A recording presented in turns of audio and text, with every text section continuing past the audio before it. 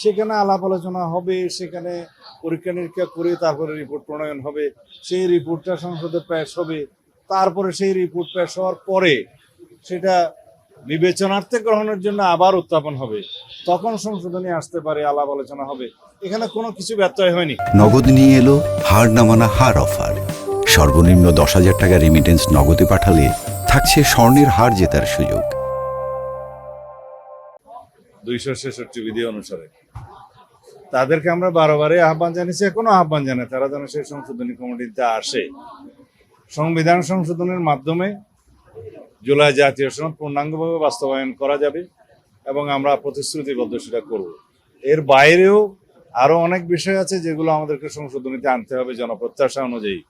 আমরা সেই লক্ষ্যে প্রত্যেকটা ক্লাস অফ পিপল, যেটা আমরা বলেছি দেশের সংবিধান বিশেষজ্ঞ, সাংবাদিক, এডিটর্স, আইনজীবী, সুপ্রিম কোর্ট বার অ্যাসোসিয়েশন, বিচারপতি, অবসরপ্রাপ্ত বিচারপতি এবং জুলাই জাতীয় সনদ প্রণয়নের সাথে যারা জড়িত ছিল তাদের সাথে, ছাত্র প্রতিনিধিদের সাথে, বৈষম্য বিরোধী ছাত্র আন্দোলনে যারা অংশগ্রহণ করেছে তাদের সাথে, শহীদ পরিবারদের সাথে, আরো অনেকের সাথে আমরা পর্যায়ক্রমে কথা বলবো, বলে আমরা সবাইকে সাথে নিয়ে একটা রিপোর্ট প্রণয়ন করব।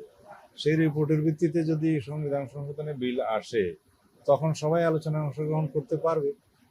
এখানে যদি ঢালাওভাবে বলা হয় জনগণের সাথে প্রতারণা করছে, কথা ঠিক নয়। তারা একটি জুলাই আদেশের কথা বলছে, গণভোটের গণরায়ের কথা বলছে। আমরা তো জুলাই আদেশ জুলাই জাতীয় সনদ বাস্তবায়নের জন্য যা কিছু করা প্রয়োজন সেটা করতে প্রস্তুত।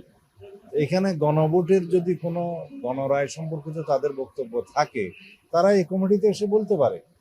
সুতরাং আমরা প্রতারণা করছি না, বরং তারা জনগণকে বঞ্চিত করছে। আজকে যে বিলগুলো উত্থাপন করা হয়েছে সেটি বেশ কয়েকদিন আগেই সকল মাননীয় সংসদ সদস্যদের কাছে প্রেরণ করা হয়েছে। আজকে বিলটা শুধু উত্থাপিত হয়েছে, পাশ হয় নাই, বিশেষ কমিটিতে প্রেরণ করা হয়েছে।